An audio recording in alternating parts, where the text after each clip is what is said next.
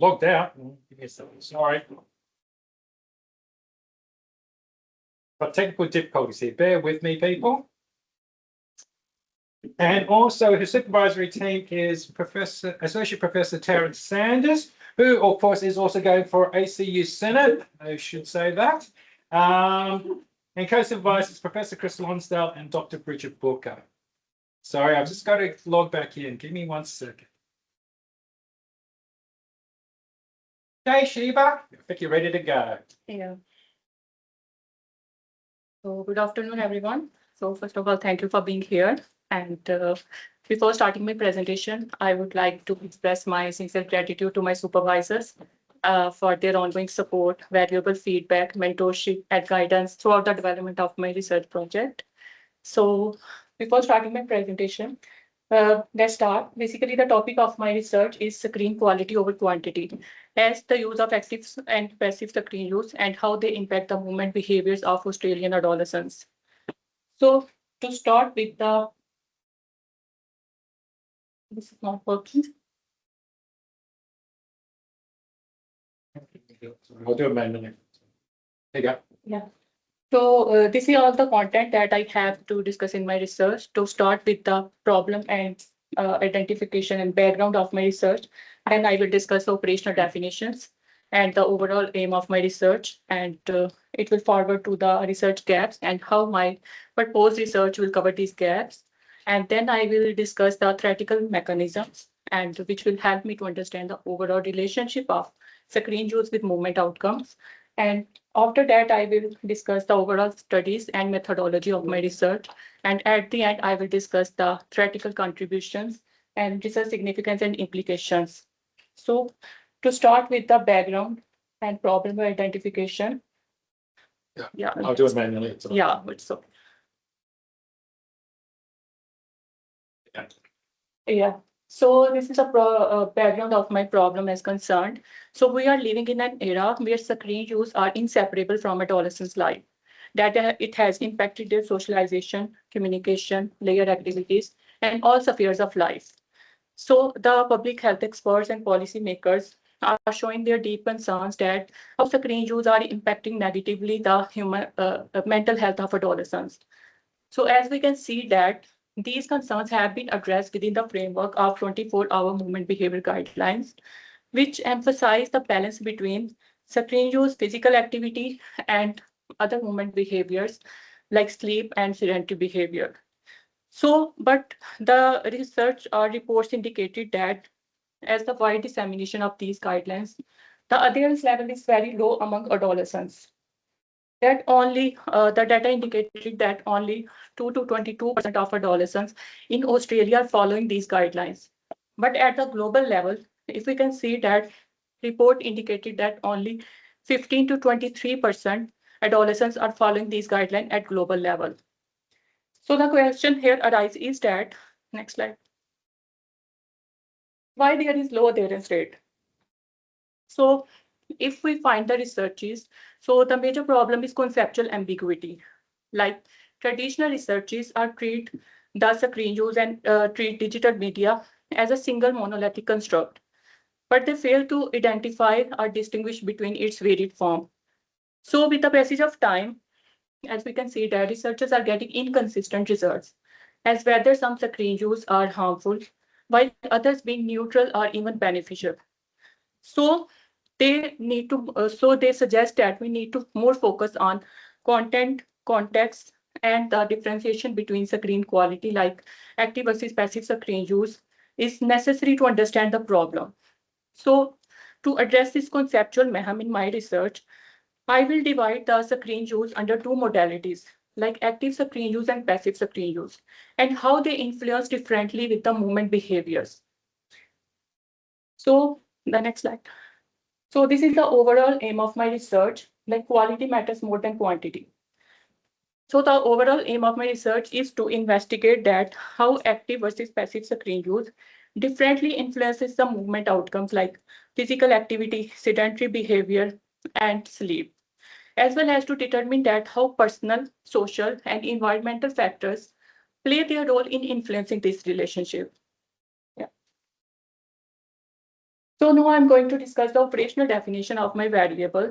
So when we are talking about the screen quality, we are talking about the nature of interaction. So in my research, I will operationalize the screen use under two modalities, like active versus passive screen use. So if we talk about the active screen use, it involves any goal-oriented digital engagement in which the adolescents play the role of performer or problem solver. So this kind of modality required higher cognitive effort. So the typical examples include like coding, gaming, using educational software, or interactive social media. So, but by contrast, the passive screen use, it is defined as low consumption engagement, and it required the low cognitive effort. If we see the examples, so typical examples include like watching television, social media streaming, YouTube videos, or mindless scrolling on social media, which required less cognitive effort in comparison to active screen use. So the next one is movement behavior. As we have already discussed that movement behaviors have been addressed within the context of 24-hour movement behavior guidelines. According to this, physical activity is defined as any bodily movement which required energy expenditure as above than 3 METs, as below than 3 METs. And it is defined as any bodily movement produced by skeletal muscles. So according to the guidelines, 60 minutes of moderate to vigorous physical activity is essential for the adolescents to achieve the optimal health benefits. So if we talk about the sleep, sleep is the most essential component of movement behaviors, and it is defined as any physiological period of rest and recovery. So according to the guidelines, for adolescents at specific age, 8 to 10 hours of sleep is essential to make them for energy restoration. So the next one is sedentary behavior. It is defined as any waking activities that is required, like performed in sitting, reclining, or lying posture, and is required energy expenditure above than 1.5 METs. So when we talk about the recreational screen use, in modern use, sedentary behavior is dominated by the recreational screen use. That is very concerned for the policymaker to address this in adolescents. So now I'm going to discuss the literature gaps and how my proposed research will cover these gaps. So the first one is oversimplification of screen use.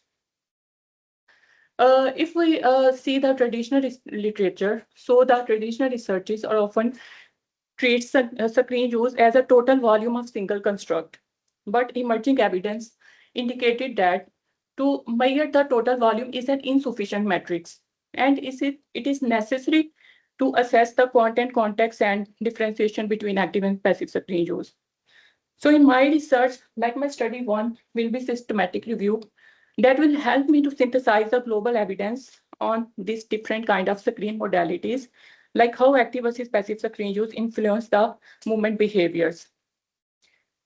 So the next gap is inconsistent findings and causality issues.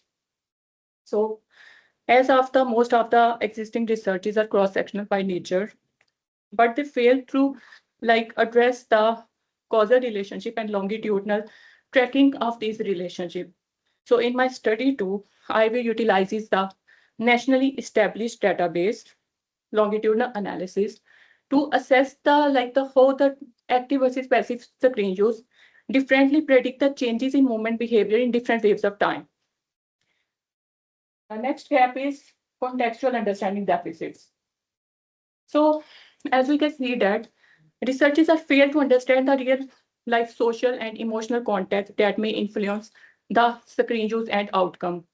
So in my third study, which will be qualitative study, I will explore the through qualitative interview, I will explore the adolescents' perspective and their real life experiences, that how they perceive the differential effect of active versus passive screen use in relation to movement outcomes, as well as to see that how they balance the trade-off in choosing the behavior like screen use and other healthier movement behaviors.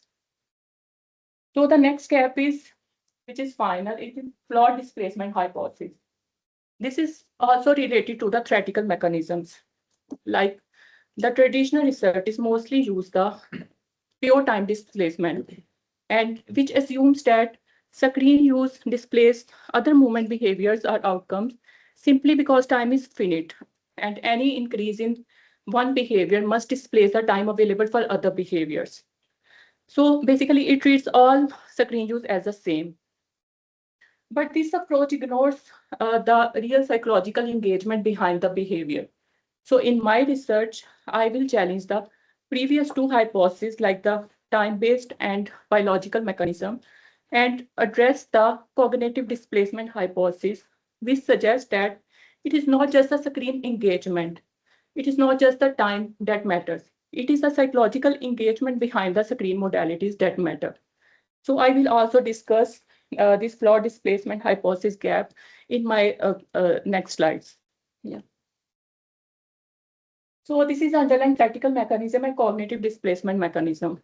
So it will help me to understand the overall relationship of my exposure variable to the outcome. So according to cognitive displacement hypothesis, the active and passive screen use influence the movement behavior through two different pathways. If we talk about the active screen use, which is already discussed as goal-oriented digital engagement and require higher order cognitive effort. It may like influence the mental like mind. It keeps the mind of the adolescents as high alert and focused. That make it harder for a person to relax and sleep afterward. Like the adolescent's mind is in alert mode, that he cannot do other health promoting behaviors. But by contrast, if we talk about the passive screen use, which include the low consumption digital engagement and often require low or minimal cognitive effort. But it can continue for longer period of time.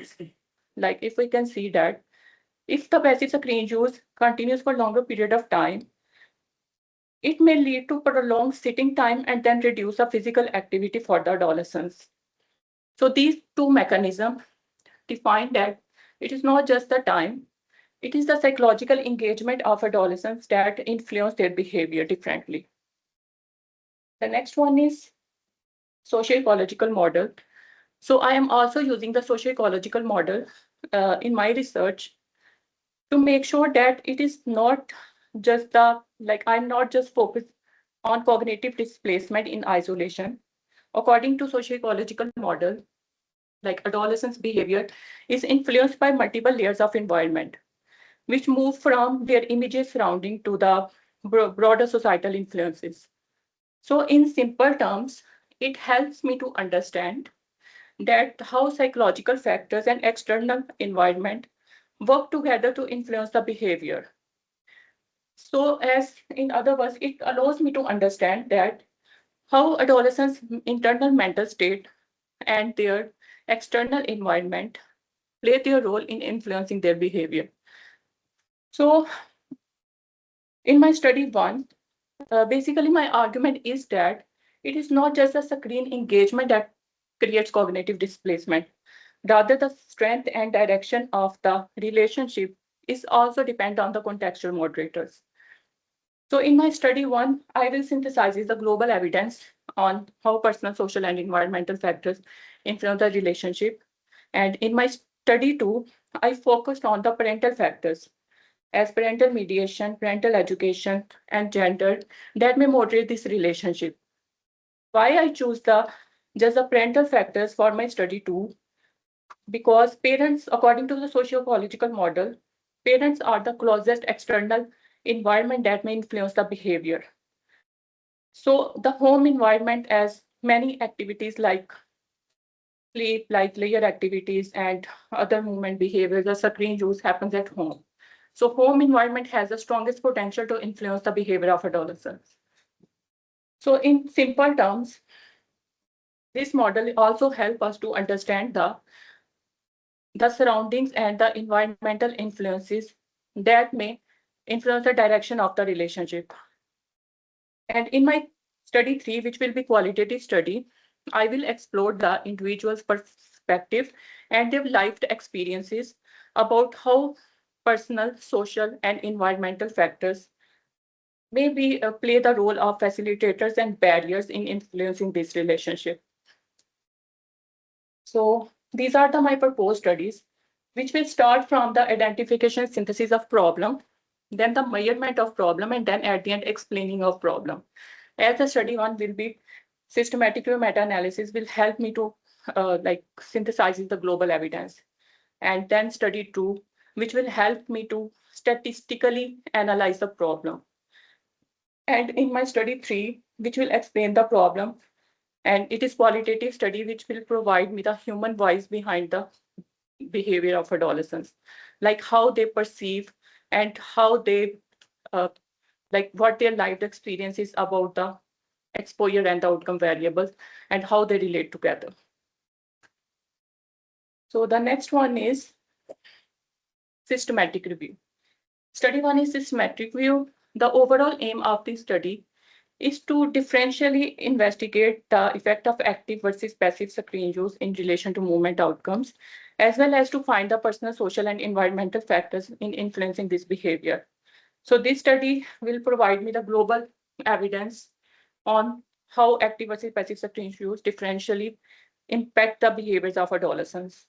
And also it will provide me the individual social and environmental factors which may influence this behavior. The third question will be, the study one will provide me the definitions of active and passive screen use that may be contribute to the conflicting evidence in literature. So the next one is methodology. So as eligibility criteria concerned, so I will include the adolescents aged 10 to 17 years of age in my research. And study must include if they differentiate the exposure variable into two categories, like active versus passive screen use. And if they include at least one movement, like physical activity, sleep, or sedentary behavior in relation to active versus passive screen use. So the study types as peer-reviewed quantitative research is all just including the studies. Overall, the methodology were conducted according to the PRISMA guidelines, and registration will be protocol will be pre-registered before the official screening of studies. So at the end, data will be organized using the COVID software. So this is a comprehensive search strategy that will be devised according to the PICO framework as population exposure and outcome. And 5 databases will be searched for official screening of studies. So this is a procedure that will start from the searching and move toward the screening, extraction, quality of risk assessment, and then data analysis. So this is a study 2, which is longitudinal analysis. So the overall aim of this research is to investigate the differential effect of active versus passive screen use in relation to movement behavior over the period of time in different waves. Specific research questions include like how the active versus passive screen use differentially influence the movement behavior in different waves, and then how do parental education, parental mediation, and gender may moderate this relationship, and to what extent the timing and type of day may influence the relationship of exposure to the outcome variable. The next one is the sample recruitment and variable measurement in study. So the longitudinal secondary analysis was officially started in 2003, and it follows the children for more than over 20 years of time. So initially the children were 10,000 that were divided into two cohorts. The one cohort was the baby cohort, which was 0 to 1 years at baseline, and the other K cohort, which was 4 to 5 years at baseline. So data is collected from children, parents, and teachers in every 2 years. And participant recruitment was done from the National Medicare database across 311 postcodes. The next one is variable measurement. So the exposure and outcome variables as active versus passive screen use and movement outcomes are assessed through validated measurement tools. And these are assessed through the frequency and duration of the behavior. If we talk about the moderators, so the parental mediation is also assessed through the validated measures, and it divides into 3 categories like active mediation, restrictive mediation, and co-use. And the parental education is assessed through high level of parental education of both parent 1 and parent 2. The next one is statistical analysis. So initially, I will utilize a descriptive and correlation analysis to summarize the variables and establish the baseline patterns, as well as to test the relationship over the period of time. And in second step, I will utilize the linear mixed effect models to assess the direct impact of active versus passive screen use in relation to movement behaviors over the period of time. And then at the end, moderation analysis and multi-group analysis will be utilized to assess the moderators in my study. So study 3 is qualitative study. The overall aim of this study is to understand the perspective of adolescents and their real-life experiences as how they perceive the active versus passive screen use influence their movement behaviors, as well as how they manage or balance the trade-off between selecting the screen use and movement behaviors. So also in this study, I will find the role of individual social and environmental factors that may play the role as facilitator and barriers in influencing this relationship. So the overall specific research questions include to explore the perception of adolescents regarding exposure and outcome variable, and then to explore how social, environmental, and personal factors may play the role of facilitator and barriers in influencing this relationship, and also to assess that how adolescents experience and negotiate the daily trade-off between screen use and movement outcomes. So this is a methodology of study 1. Study design is qualitative descriptive design, and 50 adolescent participants were recruited from private schools, and data collection will be done through semi-structured interviews, and analysis will be done according to Brown and Cloth 6-phase framework of thematic analysis. After that, NVivo tool will be utilized for data management and coding, and full ethical approval or like informed consent will be obtained from both participants and the guardians. So this is the research significance and contribution of my study. Basically, it will contribute in 3 phases. The first phase is theoretical contribution. As we have already discussed that it is addressing the conceptual ambiguity. Like traditional researches, use the total volume of screens to assess the behavior. But data indicated that researchers are getting mixed result and small effect size. So in my research, I will move the academic narrative from total volume to the screen quality, like differentiating into active versus passive screen use. The second one is empirical contribution. As previous researches are mostly cross-sectional by nature, but my second study will utilizes the longitudinal analysis to assess the behavior in different waves of time. Practical and policy contribution. So my study will provide the realistic guidelines. As the parents find unrealistic, the less is better approach. Like 2 hours of screen using recreational screen use for adolescents is find unrealistic for many families. So my research will provide the policy-based guidelines or quality-informed recommendation that how the screen modalities like active versus passive screen use influence the behavior differently.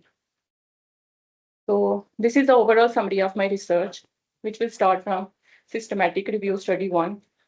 It will help me to synthesize the global evidence, and it also helped me to establish the definition of active versus passive screen use. And study 2 will be longitudinal analysis, which will give me the statistical pattern of analyzing the exposure and outcome variables. So the study 3 will be qualitative study, which will provide me the adolescents' voices as how they perceive and how their lived experiences will explain the behavior. So basically the study 3, which will qualitative study, it will provide the human voice to validate the theoretical assumption of study 1 and statistical pattern of study 2 to establish the contextual validation and triangulation. All these 3 studies will closing the gap between theory, data, and real life experiences. So at the end, this is all done from my side. And thank you for your attention. I will show the last slide. Yeah, I'm showing the last slide, the screen's frozen, but Yeah. while I show you the last slide, so that's technology's not. No, this is the timeline is left, I guess. Yeah. That's fine, thank you. All right, Jesse, while I pick this up, yeah, right. Great. But I think that, yeah, presentation is great and the documents were written and all studies in interconnected and this method. Yeah, it's really comprehensive design. Okay. Let's start with two questions and then we'll pass over to Isaac. First one is about the distinction between passive and active screen use. Yes. I think the active screen use categories like that's a lot of work. For Yeah. example, it include like educational use, gaming, social interaction, and computer use for homework Yeah. and so forth. And I think those activities require different level of cognitive or emotional or physiological demand. Yeah. So I was curious why you choose this binary classification as your framework rather than considering a more distinguished categorization. Because I remember one of the Terence papers, he sort of distinguished like more additional categories like additional use and or social use. Yeah, thank you so much for this question.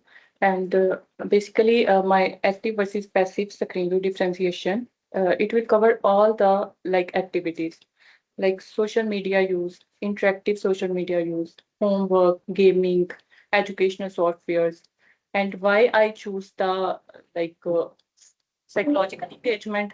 As I understand your question, you're talking about the psychological engagement mechanism. So because previous researches, as we can see that they measured the total screen volume. They didn't differentiate the screen modalities.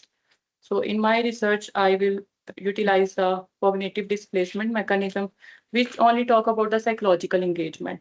Because in many previous researches, as we can see that they also utilize the biological mechanism of interaction. So in my study, I just focus on the psychological engagement, how the brain interact during the screen use. Yeah. So in my study too, like the study one, in which I synthesizes the global evidence, it will also provide me the categories and the definition of different screen modalities, like what activities are covered in active screen use and what activities are covered in passive screen use. So I will synthesize the global evidence that will help me in my study too, which will longitudinal analysis to categorize the activities behind these two modalities and give me the coding to categorize the activities. Yeah, I guess so. Okay, let me summarize. So the reason why you choose this binary distinction, of course, you want to categorize in terms of the psychological process rather than the biological. Because apparently gaming and like homework going to be have different arousal. Yeah. Because previous researches has used the biological mechanism and temporal one, so they are getting mixed results and small effect size because they don't know like why the screen use impact the behavior differently and why there is inconsistent findings. So I will introduce the third mechanism, which is psychological cognitive displacement in my research, just to challenge the previous two hypotheses. Yeah. Okay. Let me move to my second questions about the timing of screen use. Because Yeah. like you make a big deal in the implementation, so I was talking about like that's very important. Yeah. Right? We didn't test the timing in your study one, but you said that in the research question you mentioned you're going to test the timing of the screen time in your study two. You said set data. Could you tell us a little bit about what variables and how the set items can capture those timing of use? For example, day versus evening use. Because the item you show me, so as in the presentation is more about duration and frequency. Do you have like very specific timing variable around Yes. to test it? Yeah, thank you for the question. Yeah, in secondary analysis, there are validated questionnaire and measurement tools that also include the question regarding the timing and type of day. Like in weekdays, how adolescents are using the screens, and in weekend days, what the timing of their screen use. Uh, these are included all kind of questions in secondary analysis. So if we talk about the study one, that why I did not include the timing and specific type of day in study one. because the studies that are distinguishing between active versus passive screen use or the screen use as a total volume, they already, majority of the study already assess the timing and type of day in their study. So I think we are getting the data already in study 1, and in study 2, we will statistically analyze those two from the questions of secondary analysis. Yeah. Thank you. Thank you. Firstly, thank you. I agree that was a wonderful presentation. Thank you so The document was well written and very coherent and comprehensive. I have two questions that are kind of related to what Jesse said, kind of related to each other. And one of them is that I kind of missed in your documents an overall research question or overall research questions. I did see you had the gaps laid out, but it would have been nice to see like an overall research question is what you're getting at. Yeah. But what I really loved is you had several, you laid out the processes and those mechanisms really nicely, and you had that beautiful conceptual framework, and you had a slightly altered version in your presentation, which made a lot of sense to me. And I like the way you mapped all that out, but I would want you to explain to me a little bit better in how your studies are actually getting at these different mechanisms. Because currently from, and I may have just not understood this, is are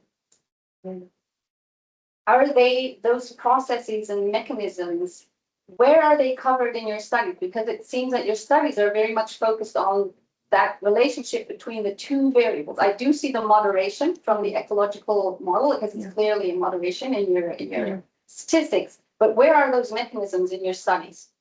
Where do they go? As I understand the question, yeah. So I think these mechanisms are necessary for understanding the relationships. When we statistically test the relationship in study 1, study 2, or study 3, so the underlying mechanism will help us to clearly understand that what kind of screen use influence the behavior differently and why they like analyze the behavior differently, like displays the movement outcome differently. So I think as per my understanding, the mechanisms will help me to just explain the relationship. Okay, so you're not testing the mechanisms or looking at, are the different mechanisms in place? You're just using them to explain the overall relationship. Yes. Okay, great. And can you still, Because bring I me an think, overall research question or two? sorry, can you repeat this again? Can you tell us the overall research question of your thesis, or two research questions of your thesis? Yeah, the overall research question is to differentially assess the active versus passive screen use and how they influence the movement outcomes like physical activity, sleep, and sedentary behavior, as well as to how personal, social, and environmental factors may play their role in influencing the direction of this relationship. Great. This is the overall research. Yeah, thank you so Great, much. thank you. I'll hand over to Chloe. Thanks, Chloe. Thanks so much for your presentation, Sheeba. I really enjoyed it, and I think there's potential with some really good practical implications from your thesis. And I like that your 3 studies really closely connect to the one topic. I did have a couple of questions about study 3 and also just about the active versus passive dichotomy, which I know you've already touched on. So with any categorization, there's always going to be limits on how clean that distinction is. So can you speak to where that distinction between the active versus passive dichotomy might become blurred, or what some of the limitations to that distinction might be? Yeah, thank you for your question. So I have operationalized screen use under just 2 modalities, like active screen use and passive screen use.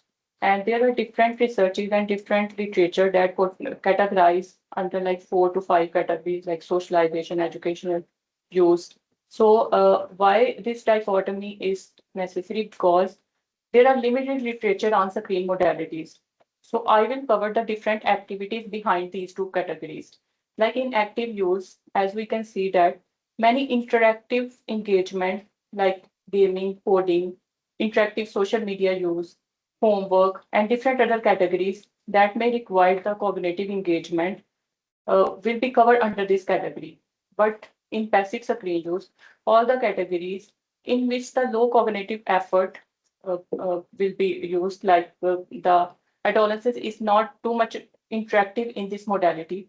So all the categories will be covered under the passive screen use. So I will merge the categories and activities under these two modalities for better understanding. Yeah. Yeah. So I wanted to give you one example, like in our metasynthesis that we've recently done, we found that even in a seemingly passive activity like scrolling through social media, Yes. adolescents could be engaging in an active process, like intentionally manipulating the algorithm to choose content that aligns with their values and their interests.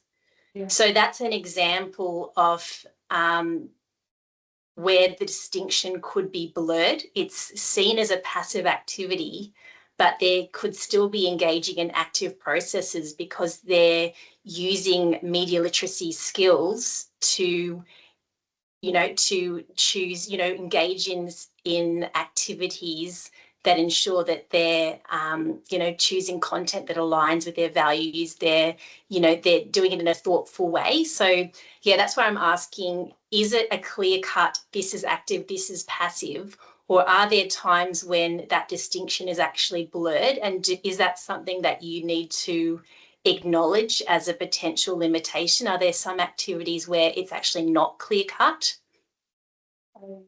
Thank you for your question, and it's a great feedback also. So I am not thinking like this way. This is just the initial plan, and maybe in future I will add some more details on this in my understanding. And as you already mentioned that algorithm personalization, and this will be like limitation because there are many other variables that are like influencing the direction of this relationship. But this is the initial research plan, and I will also discuss with my supervisor related to this question. Yeah, because I am confused and I'm like not confidently answer this question because I'm not getting it properly. So I will discuss it later with my supervisor also. Yeah, sure. Yeah, oh, good. Thank you. Thanks, Chloe. Just cognizant of time, Yeah. so I'll just take a couple of questions from the audience. I was looking at this, I was intrigued. So at some level, you've got a 2x2 grid. You've got active, passive screen time and overly simplistic active, passive activity. Yeah. And then you're just looking at the relationships among those cells. And I mean, one of the things I was thinking about is that an active person would be active in both screen time and physical activity, and a passive person might be passive in both. And then you've got your displacement, whereas active in one might interfere with active in the other. But both of those are probably describe different people. And so there's probably going to be lots of individual differences within this. And so do you have any individual different variables that could get at how consistent that is? I mean, obviously within the statistical analysis, you can look and see how consistent the pattern of relations are. But I'm guessing that they're going to be quite inconsistent, that there be different strokes for different folks. Yeah, it's a very good question, actually. Yeah, I am not like considering some individual differences variable right now. I just add the gender as a moderator as is the active screen use more prominent in boys or passive screen use are more prominent in girls, or whether which gender is like what screen use is related to which gender. So I am not considering the individual differences, but I will think about it. Yeah, I will discuss with my supervisor. Yeah. Thank you very much. Thank you. Yeah. Thanks, sir. Any other questions? No? All right. So thanks very much for your time, Sheeba. Another round of applause. Well done. Thank you for everybody for attending today. And yes, so we'll see you next time, which is a final year review for Courtney Bacon next week. So well done again. Thanks, Sheeba. Yeah, thank you. Chloe, Chris, can I ask you to stay online? Supervisors here, can you please retire to the boardroom? Thank you.